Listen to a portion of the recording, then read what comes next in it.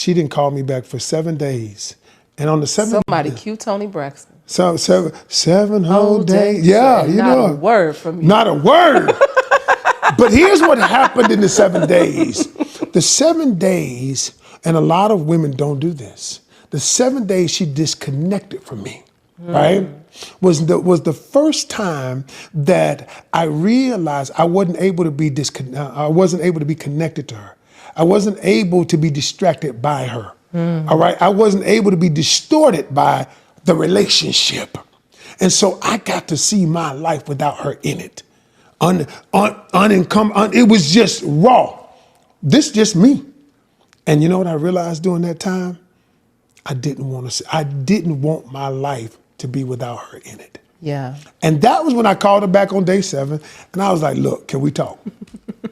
But when I came back, it was different. Yeah. And she said these words, and I want to leave people with these words. She said, I said, well, what made you do it? I asked her, she said, I finally loved me more than I loved you. Ladies, men love pain. And it's not because they prefer that, but that is what makes them chase. It's one thing what men say, it's another thing what men react to. Think about all of the past relationships you've ever had. The ones that you want to get back are the ones with the loose ends, are the ones that they dumped you, are the ones that they treated you like shit. And I'm not saying to treat people like shit, but to understand the soul behind that concept, to understand what makes that concept real, and to not just, and not be like one of those angels and angel dating coaches who say, be nice and be the better person and then turn the other cheek. Get the fuck out of here, man. Turn the other cheek, my ass. When you turn the other cheek, they're gonna hit the other cheek. Pay attention how you act when you don't like the guy. They're usually eating at your feet. They're usually the ones that are chasing you. Men will remember you more if you inflict pain and then give them pleasure. You see, it is the contrast of pain and pleasure. You see, what you do is very simple, man. You make yourself the only thing that will make them happy. How do you do that? You do that by taking something away. What is that? You remove their validation. You flake on a date. You cancel on a date. You make them feel like a fool. It's like they come back after you because you have something from them. And you know what that is? It's their self-esteem. When you're able to control it, and again, this is dark, but I want you to just understand the soul behind this. Because the problem is this, is that when you like the guy, you're not willing to pull the trigger. You're not willing to pull the trigger because you like him. You feel bad. You don't want him to suffer. You don't want him to feel a little anxiety because you identify with him. You're gonna feel that way. It's like looking at your child. You don't want to punish your child because you don't want to see that little. When a man comes up to you and says, "Oh, you cold," then you know you must be doing something right, because cold women will always stay winning. So stop with this being overly nice and start to apply a little bit of coldness.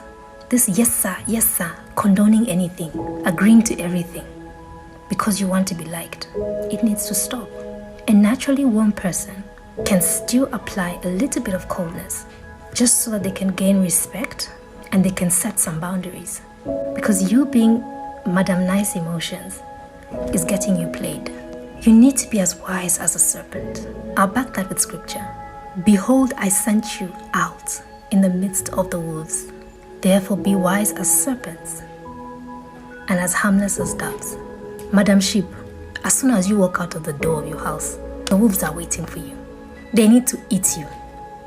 From your office space, to the park, to the church, to the restaurant. They are all there. The wolves are waiting to destroy your future. They are waiting to break that little heart of yours. But you're mostly paying attention to being as harmless as a dove. You think you just need to stay pretty, stay nice, stay warm, and this person will just emulate and love you for your warmness and your goodness and your kindness. What is the quality of a serpent? A serpent is cunning. Yes, a serpent is cunning. So you need to be as cunning as well. A serpent has strategy. He has an agenda from A to Z. So by the time he's doing 1, 2, 3, 4, you can't catch him. Those are the qualities of a serpent. And you are there still doubting that you still need to be Miss Nice Girl? Seriously? Even the scripture is telling you to not be Miss Nice Girl. It's not the first time the word cunning is being used. Let's see Paul in Corinthians. But be that as it may, I did not burden you. Nevertheless, being crafty, I caught you by cunning. Are you still thinking you being cunning and going about strategy and making sure you're playing your game right is wrong for you? It's not. The scripture was going to say just move around and be harmless as a dove. But he knows that that is not enough for the wolves that are out there to hunt you. So time for Miss Nice Girl is over. And do not feel guilty about it. Now don't go and kill people, but have an agenda and have strategy. Men respond to space. I know it sounds crazy because when you met him, he was in love. He was chasing you, calling you, asking you to go out. He was very involved. And after a couple of days, weeks, or maybe months, and maybe sometimes just days, this guy started to be a little bit distant. This guy will come to you. And I know this is something crazy because you're wondering, but why? Reason number one, men are hunters. There is scientific studies that shows that we love to chase you. So, it will seem crazy what I would say, but it's very important. If you give a man a challenge, he will love it. It's just something that you need to build because the man will be attracted by your physical appearance. Not just your body, but what you represent. Men respond to silence. So before you go and send that long-ass paragraph that we all know no one reads, listen up. I know how tempting it is when you feel type of way, you're feeling anxious, you're feeling sad, you're feeling upset. You just want to let that person know how they hurt you. You want to let them know how they made you feel. And you just want to lash out. Trust me, I get it. I've been there where I felt like that and where I send those long paragraphs. And every single time, it doesn't lead anywhere. Because men respond to silence, not to you complaining. Because when you complain, they know they still have you wrapped around their little finger. Because they know, oh, she's upset, she's complaining, she's not going anywhere because your emotions are involved. Men don't respond to emotions. They're going to respond when you walk away. When you walk away and you go no contact, that's when they're going to be like, oh shit, I don't have access to her anymore. Damn, what happened? Because if you complain and then he's just like, oh my God, there she goes. But then you're still letting him have access to you. There is no fucking point of complaining. So when you're ready, don't say anything. Walk the fuck away. And you know what? You can even say something. You can say, hey, this is not working for me. I'm going to take my space. And don't respond. Don't respond, I would say, for fucking 90 days.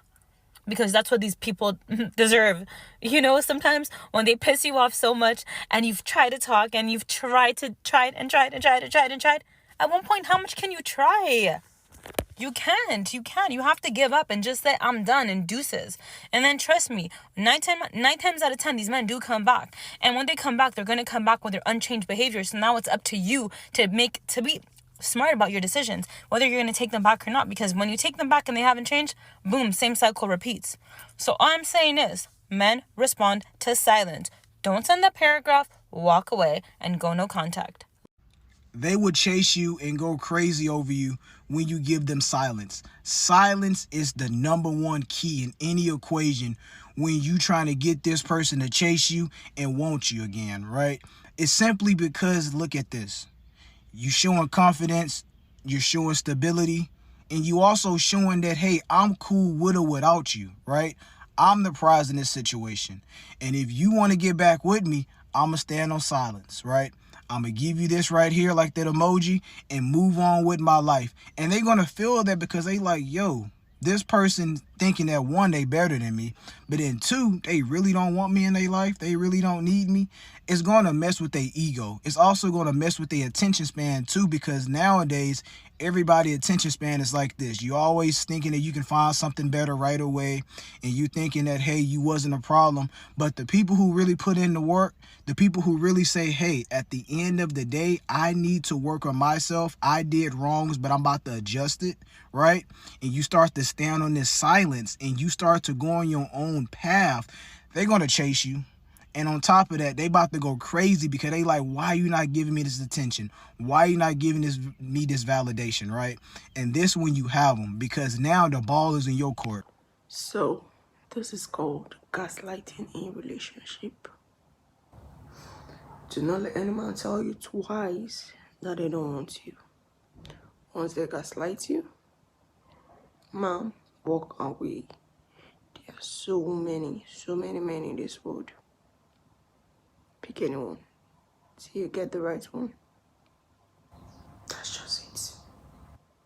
Men don't respond to nagging, they respond to no contact. And no, I don't mean you have to block them or do anything like that, especially if you want them to come toward you. And here, my darling, are a few examples. If he continually says he will call you, and he said he would call you at 10, and now it's 11, you are not going to pick up and say, I thought you were going to call me at 10. I was really disappointed. I'm tired now. No. Instead, if it's the weekend and you want to go out, you're going to get together with girlfriends and go have fun and not answer those calls. Or you are going to turn your ringer off and you are going to get some beauty rest. The next day, when he reaches out yet again, you're just going to simply say, oh, I was busy, or oh, I was tired at that time, I fell asleep.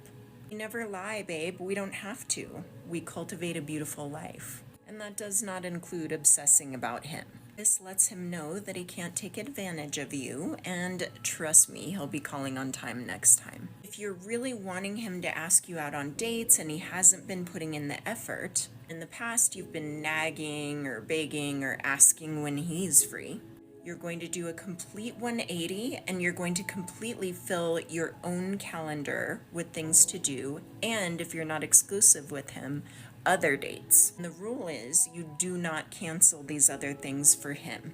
Now, after a few times of him asking to see you and you saying you're busy, he is going to make a ton more effort and you will be able to receive the attention from him you deserve. Or somebody else will win you. Trust me, he'll step up. No contact works. It works on exes that you want back. It works on specific people that you like. Anything. Even situationships that you want to turn into something more.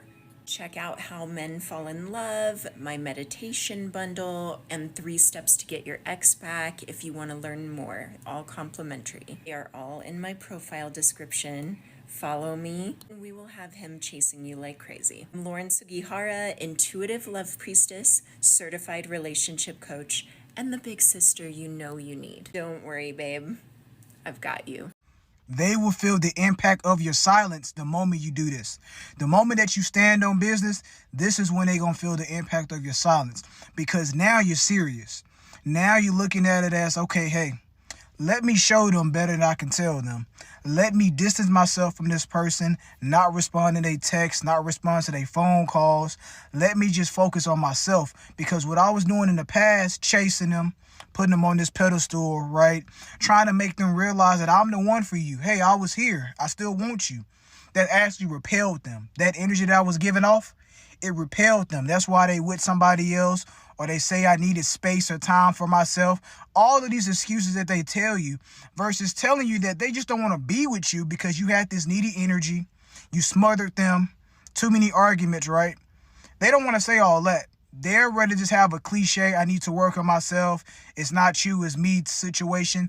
But when you stand on business and say, hey, I'm about to go silent. I'm about to let you do you because I'm about to do me, baby. You know, I'm about to live my life now. They're going to feel that because now you're no longer available to them anymore.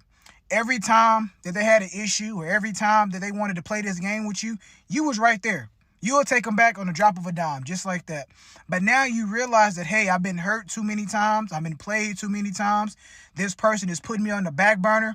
You have more respect for yourself now. You saying, hey, look, I get it. You don't want to be with me? Cool. Let me go somewhere else. Now they like, wait. Let me reel you back in. Let me still get your validation. Let me still get this ego boost. But now you no longer that person anymore. The impact of your silence is going to really, really, really impact them. They're going to feel it. They're going to reach out to you. They're going to be looking at their phone. Your name is no longer on there anymore. They're going to call you straight to voicemail. They're going to want to see you on social media. They're going to call you and say, hey, can we meet up? It's been a couple of weeks or months. I haven't heard from you. That's the bait you in. Say no. Don't reply. Leave them on red. And when you do finally decide to reply, tell them, hey, these are my boundaries and standards. If you can't abide by my rules, leave me alone.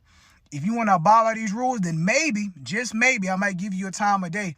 But now it's on your time. It's not on their time.